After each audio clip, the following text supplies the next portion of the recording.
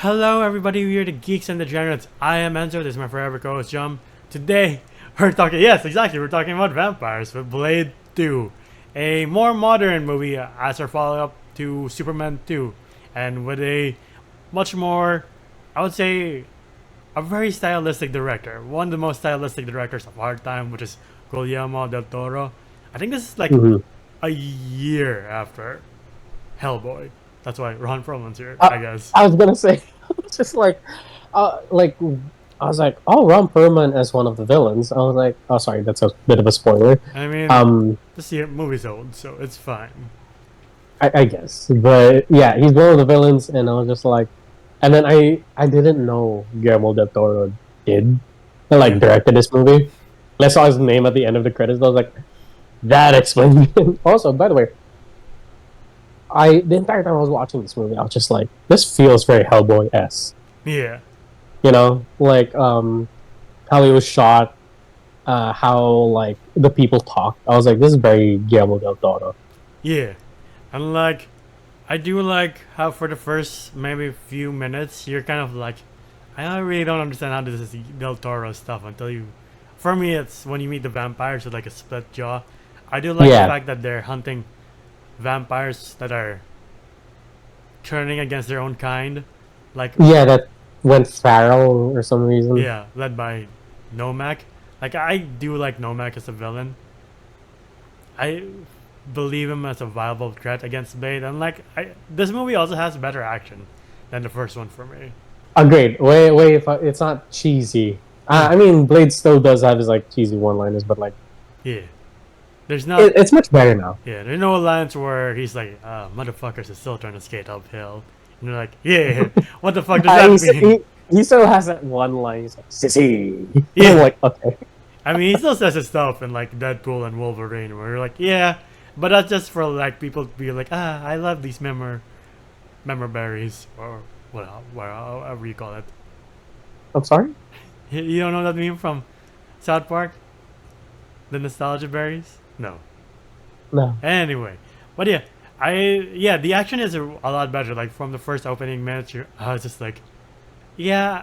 Again, I watched this like years ago before having the podcast, so I was like, yeah, I remember Mhm. this. And then I'm seeing like better choreography. I'm like, I don't remember this, not at all. To be fair, Yeah. Not gonna lie, yeah, I was very surprised with like because I remember we did the review on the first Blade, right, yeah, last year. last year, and okay, not gonna lie, I'm gonna reveal a little bit of like behind the scenes. I accidentally watched the first Blade again instead of this Blade, So yeah, but I got like my schedules all mixed up, so we kind of had a little bit of a fucky wucky interaction, me and Enzo. yeah, But thankfully, rewatching the older Blade and then watching this one, I was just like, ah, yeah, like this is way better. Like yeah, I like Blade here, I really do. Like when him and Ron Perlman would like have like their moments of like Ron Perlman's like pointing his gun at him, yeah. but Blade already had his gun locked on him the entire time. I was like, that shit was sick. Yeah, I do like the fact that, like, just from looking at the Ron Perlman's characters, like, yeah, you're gonna turn at some point. But Yeah, like, I forgot that Norman Reedus also turns heel. It's like, all right, you're a scumbag too. Fuck. yeah, But like, going back to the club scene, I think the club scene and like the underground scene are like my favorite action points of this entire movie, because you see agreed. everybody's skill level. Even Whistler, played by the late great Chris Christopherson, passed away Mm, last week, I believe, at the time of filming this. damn. Yeah, dude. Like 2024 has been pretty ruthless. I'm not gonna lie.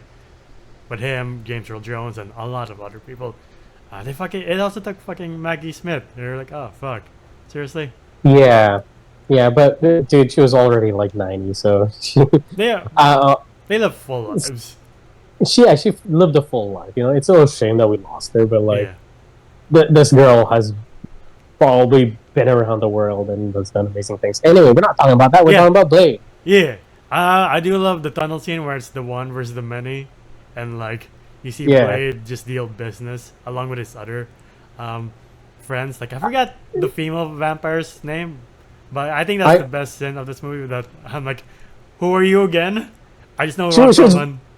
I got a lot of people here were very forgetful because he had like vampire code names, Yeah, like your sucker, your tooth. I don't know, like I'm over exaggerating here, but it did feel like that. Not gonna lie, this gave me like Doom, oh yeah. like this When the Doom music hits, kind of vibes.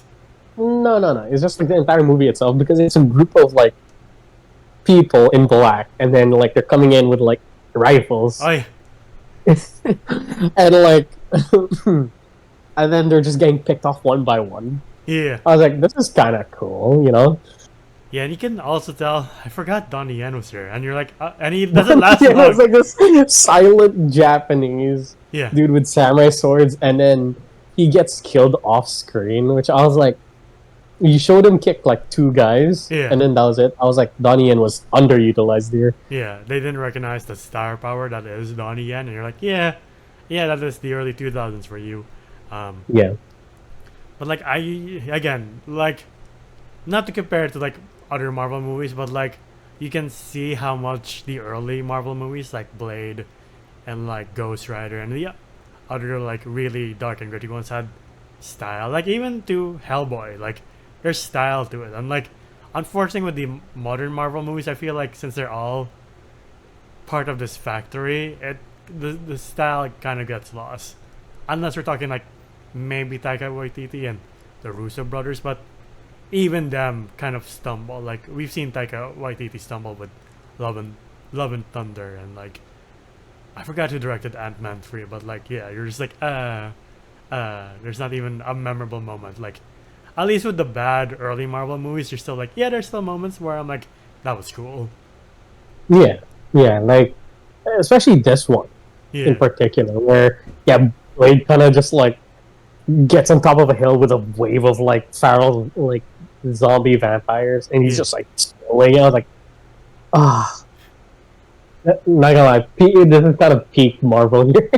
yeah, I have to agree. There's a lot of like merit to this movie, and I was just very surprised yeah, because everybody was just like it just went on that bandwagon of like the entirety of Blade's just ass.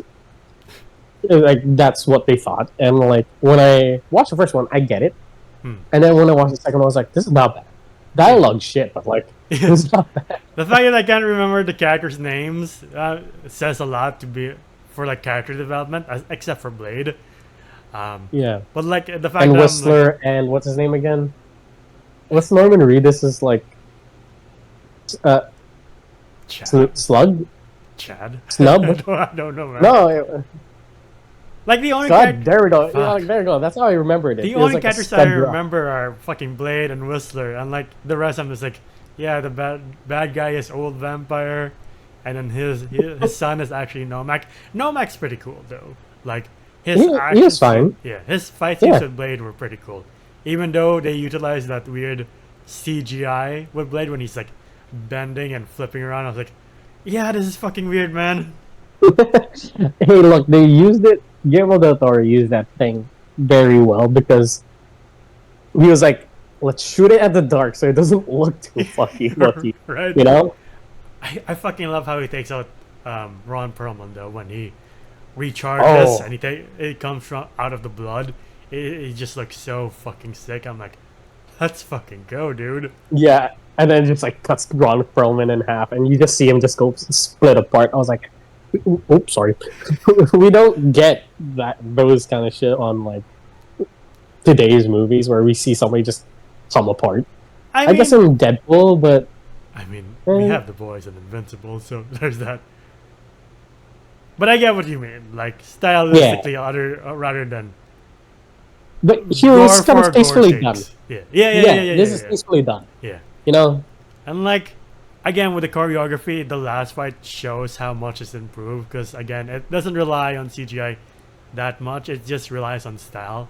But there is still substance to it because you still feel like they're still fighting for the betterment or trying to save humanity. One still wants to infect humanity with his vampireness, and the other one's like, I won't stand for that. I'm sorry, you're a vampire. If you threaten humanity, I'm gonna come after you. And like, I kind of miss when Marvel movies did this, where you're like, even though you're like every time we have an early Marvel movie, it's a flip of a coin where you're like, maybe it's good, maybe it's bad, maybe it's even trash, but like there's definite style. The only exception, unfortunately, is maybe the Fantastic Fours, but like they're still fun until we get Hmm. fucking Galactus as a poop cloud. But other than that, you're like, it's fine. Uh, Yeah. But oh god, not gonna lie. After watching this movie, I really do want to watch Hellboy now. yeah, Because it does, like, you do see where Guillermo del Toro is like, I know what to do with this. yeah. Like Uh, he's already oh, sorry. sorry, he's definitely established himself as one of the most visually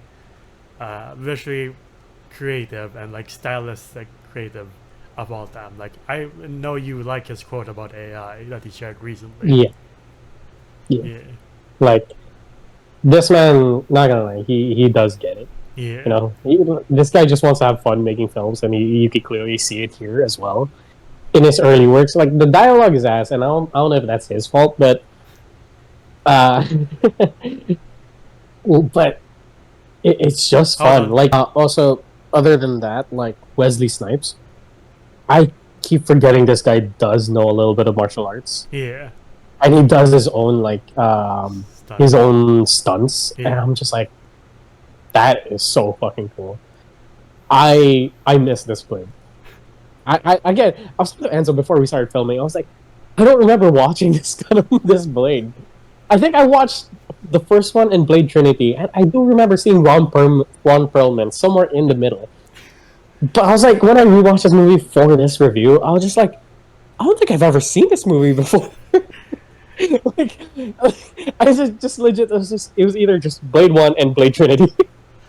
Yeah, me too. I seriously forgot Donnie Yen was here. When I saw him here, I was like, Yeah. the fuck are you doing here? I'm the opposite of where I barely remember number 3. I just know Ryan Reynolds is in it, and so is Triple H for some reason, and that's about it. Yeah, he was like he was the devil. You're right, right. Yeah, he was Satan Yeah, or something. and for some reason he doesn't fight Blade. It's Ryan Reynolds is the one who fights Triple H, and you're like, isn't the main hero supposed to fight the main bad guy? What's Yeah. happening here? Wait, I forgot if Ryan Reynolds died in that movie. Fuck, I just remember Jessica Biel's in it too. Yeah. Yeah. But yeah, again, I just miss this kind of Marvel movie, and I know the MCU has their own Blade, and I'm kind of worried for it because it's taking a while. I don't know if I heard it right. I don't know if it's fake news, but like they kind of put a hold on it. Like Mahershala Ali had a problem with like the script Yeah. or something, and like they're looking for a new actor to play. Blade? Again, yeah. Again, I might be wrong. I heard it like in a Tech Talk video somewhere. Correct me if I'm wrong. I saw an article that said one of the scrap versions of the MCU Blade was like the Raid, but with Blade trapped in a building. Oh, but it's all vampires. Yeah. Ah, And Anthony Starr was the main villain. oh, Yeah, I was like, that's fuck. sick. Yeah, Dude, not gonna lie, I would love it to see like that kind of style, and maybe you could have like people from the Raid movies be part of it, like be Yeah. some really hype, like overpowered vampire. yeah. I mean, Disney owes them that because the only time they've ever been in a Disney movie was The Force Awakens and got fucking wasted.